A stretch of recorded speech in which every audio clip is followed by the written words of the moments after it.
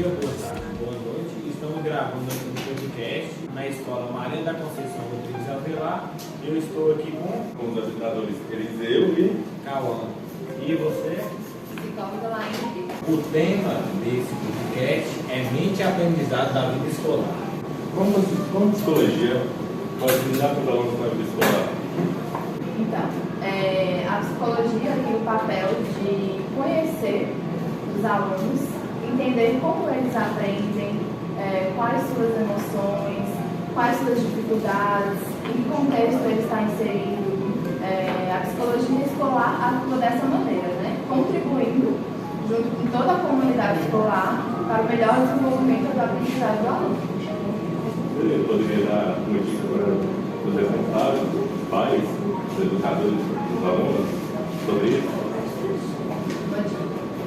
A principal dica é que esse aluno ele receba o acolhimento necessário, que ele seja escutado de uma forma ativa, que ele entenda que ele pertence a esse lugar, por exemplo, na escola. Um aluno que apresenta alguma dificuldade ou algum problema, nem sempre vai ser uma patologia, pode ser um problema familiar, né? Um problema social. A escola, os funcionários em si, os professores, toda essa rede deve acolher esse aluno, oferecendo a ele uma escuta, né? Para que ele se sinta pertencente a esse lugar, para que ele se sinta acolhido e se sinta à vontade de compartilhar suas demandas, para que assim esse aluno seja ajudado. E os pais da mesma forma, né? Oferecer acolhimento, estar sempre conversando com a rede escolar, com os professores, para entender qual é a demanda do seu filho. Em casa, oferecer apoio, acolhimento, né? Um ambiente saudável, uma convivência harmoniosa, uma rotina. Você poderia dizer para nós se o desenvolvimento social com os alunos é de grande importância com a mentalidade deles, psicológico deles? É importante, sim. Somos seres sociais, né? Desde que nós estamos nos socializando. Precisamos desenvolver relações saudáveis para que a gente também possa se desenvolver enquanto pessoas. Isso é importante. Você tem alguma estratégia para isso? Estratégias? Para quê? Não são homens dicas para eles se interagirem mais, se desenvolver mais? A dica seria, né? Cuidar de si mesmo, saber reconhecer suas emoções, interpretar seus pensamentos, tentar desenvolver boas amizades, bons relacionamentos com os colegas de sala, com os colegas da escola em geral, com os professores, não ter vergonha de demonstrar suas fraquezas, para que assim você possa ser ajudado, né?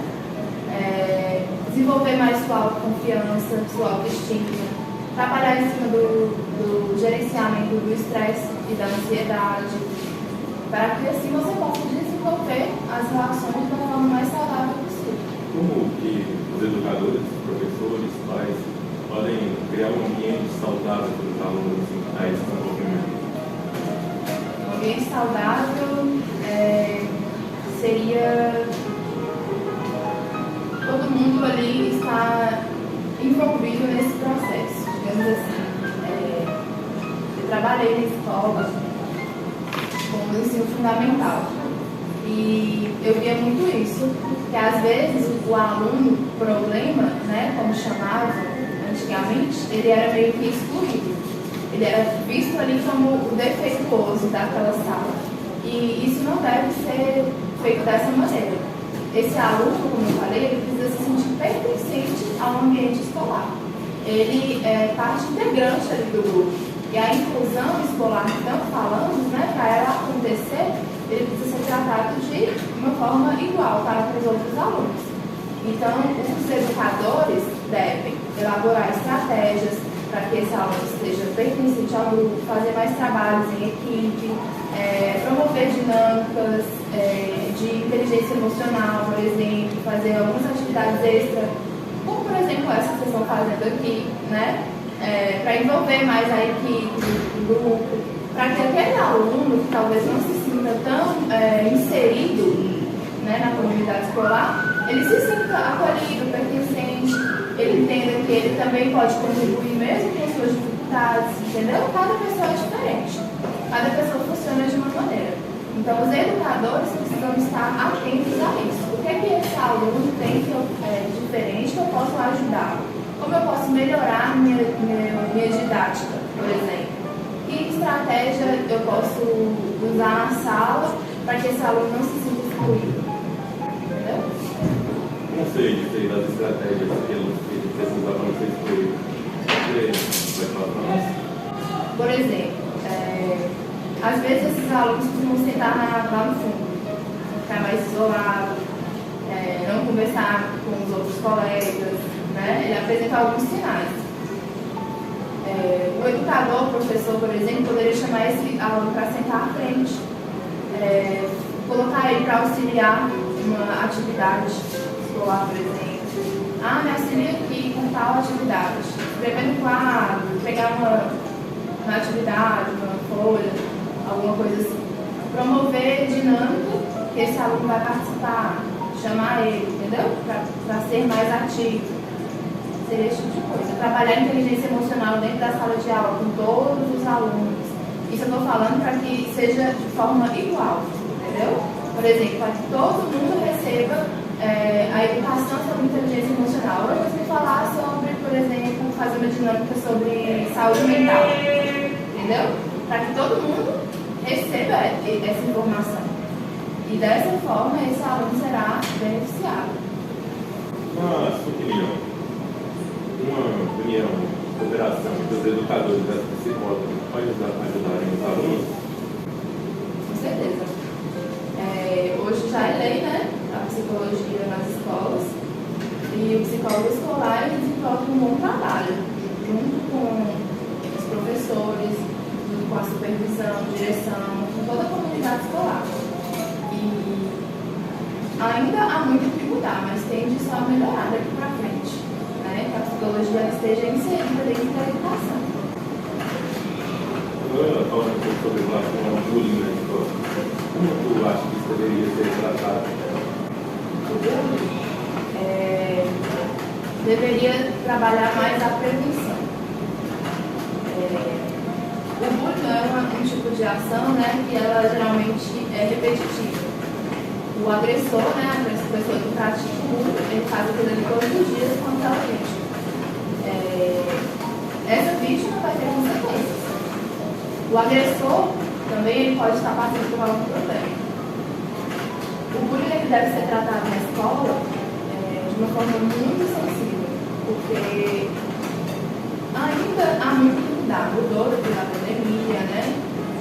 Se fala mais sobre o bullying, mas ainda precisa falar mais, porque as consequências da pessoa que sofre bullying são muito grandes no futuro.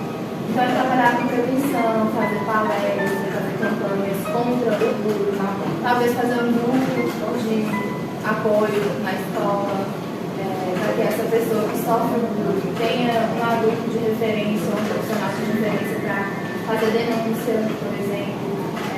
A escola pode montar um canal de denúncia para que essa pessoa possa relatar os casos de bullying, porque muitas vezes ele fica com vergonha, com receio de retaliação, né? Se você falar, eu vou fazer tal coisa de você.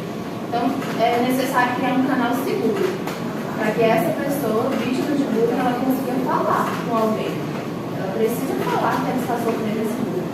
E aí, em cima disso, a escola vai trabalhar com a prevenção, né? Para que isso não aconteça novamente. Trazer palestras para a escola, workshops, dinâmicas sobre o bullying, esse tipo de coisa. E, se for preciso, encaminhar o aluno também para a rede de saúde real. Hoje a gente tem a ESC, né? Todo bairro tem o CAPS, tem as clínicas escolas, tem psicólogo gratuito. Então, a qualquer sinal de isolamento social, sinais de sintomas depressivos, aquele aluno apresenta algumas lesões, né? Marcas pelo corpo, pode sim ser indicativo de vítima de bullying. Os educadores devem ficar atentos a esses sinais, mudança de comportamento, mudança nas notas, desempenho. Às vezes é um aluno que tinha uma nota boa, começa a apresentar queda no desempenho. Então, ficar atento a esses sinais para que que ele seja encaminhado a uma ajuda profissional, psicológica, a receber o tratamento especializado. Em alguns conselhos, não só para os alunos, mas em mensagem geral sobre a situação do estudo, como resolver o caso. Como resolver? Para quem sofre, se fala, né? Essa pessoa, geralmente, ela vai acreditar no que o agressor está falando.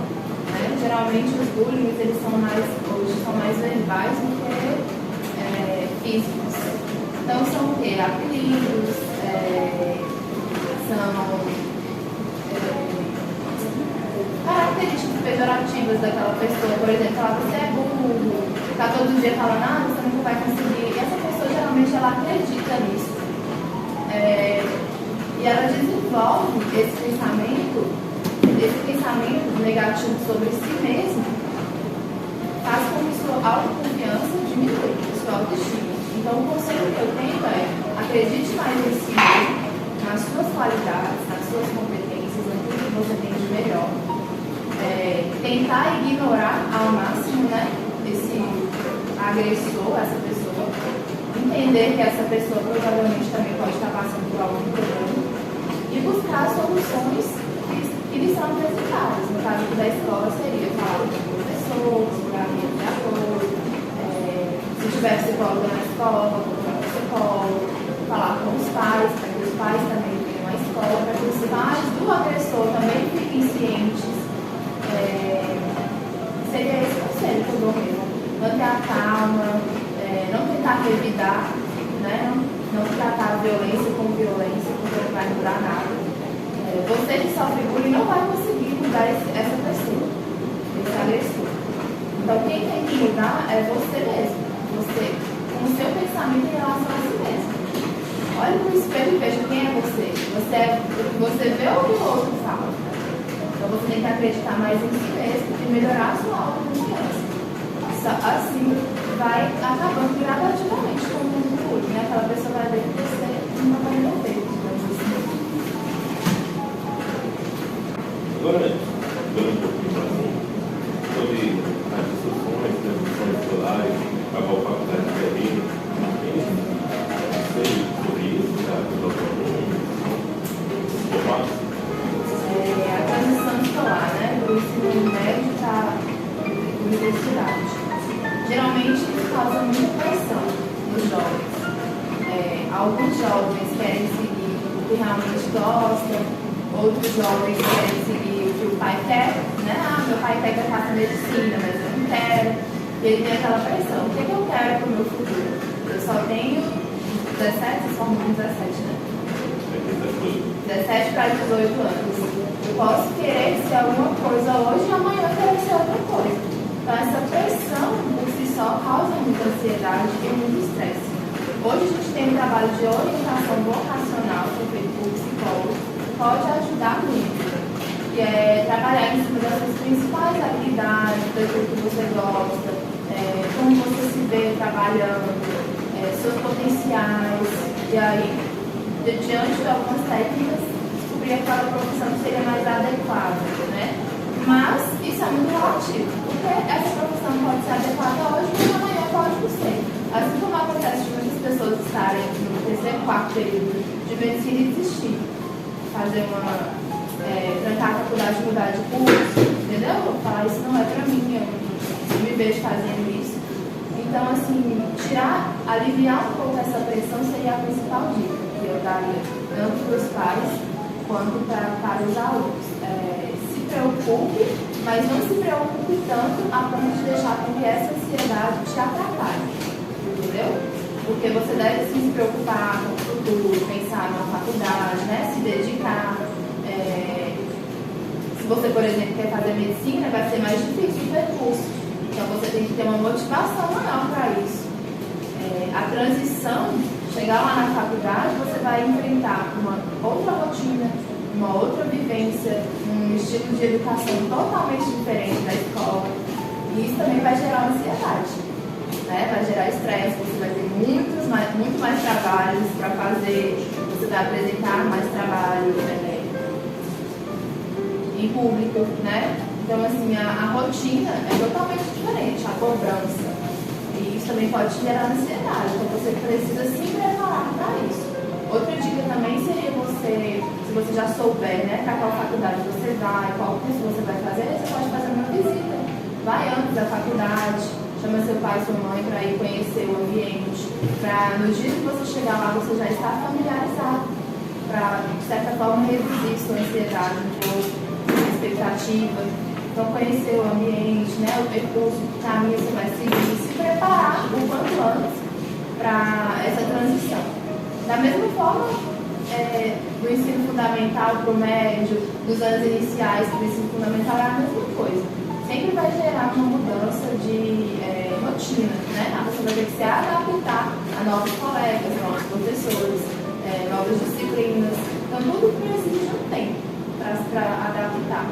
Então, para a faculdade, uma dica seria essa: tentar reduzir ao máximo o seu estresse, sua ansiedade, aliviar a pressão, não se cobrar tanto, né? Os pais também não cobrarem tanto dos adolescentes, para que eles consigam trabalhar esse momento, né, de uma forma mais leve, mais tranquila, sem muita ansiedade, sem muito estresse.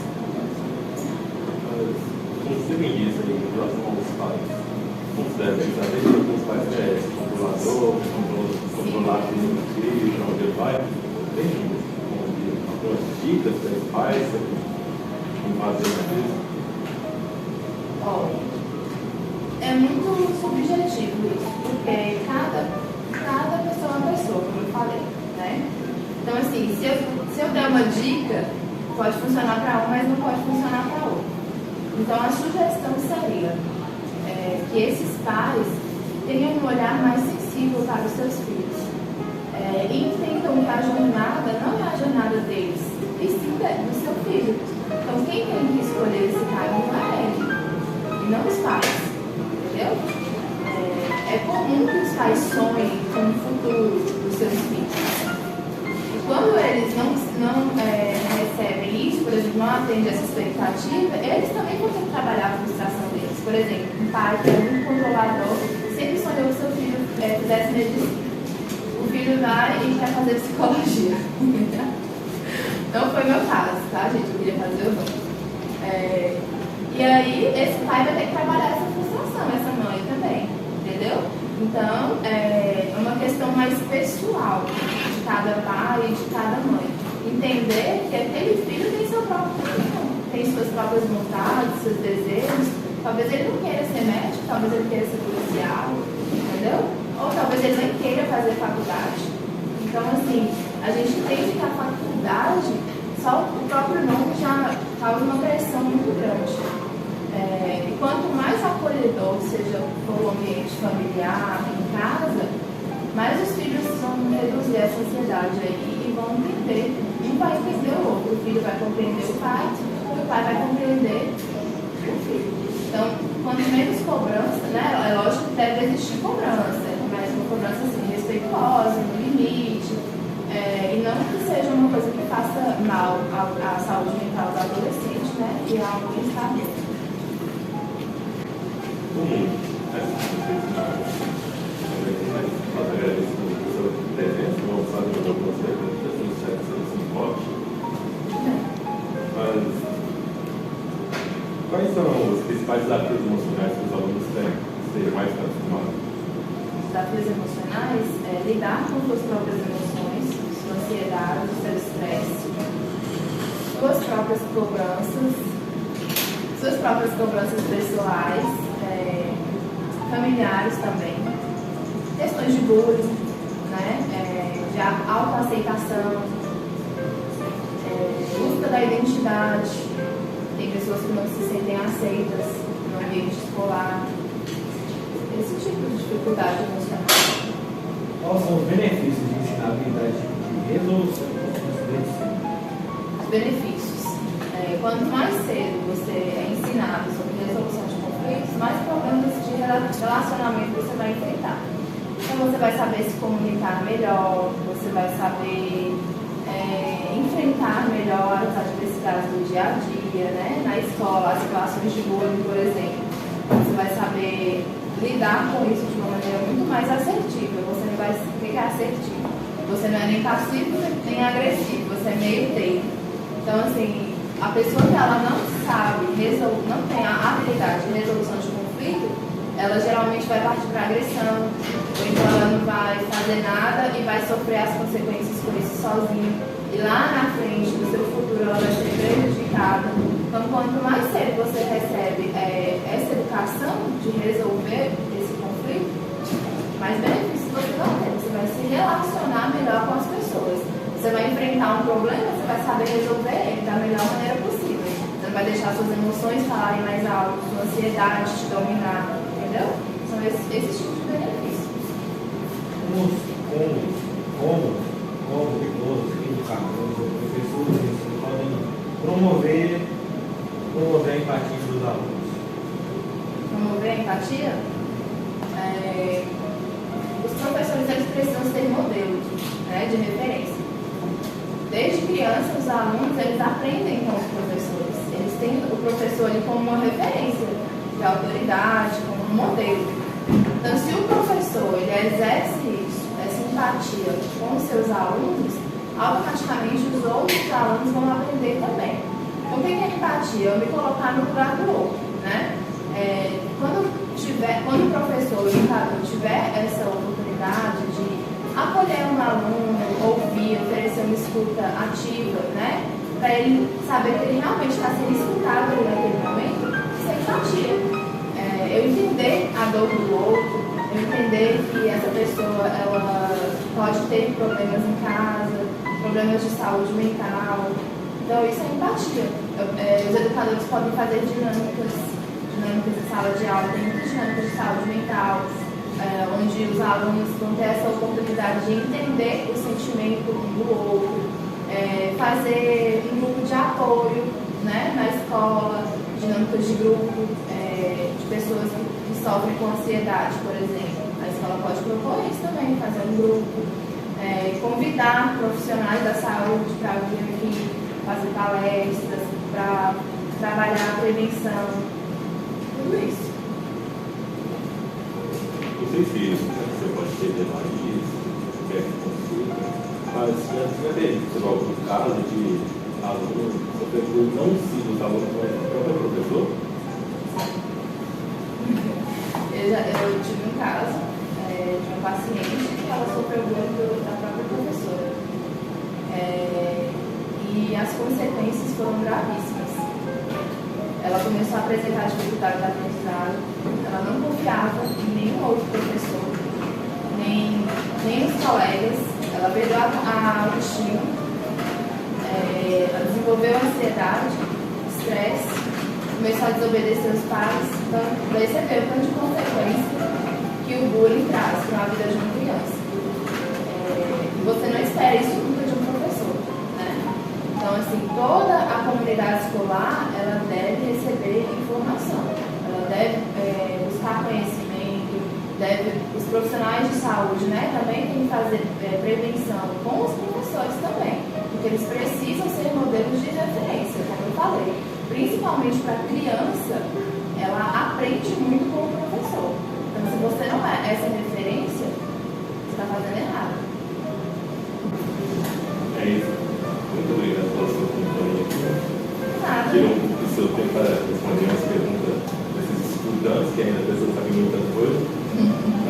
Agradeço muito a sua participação aqui hoje.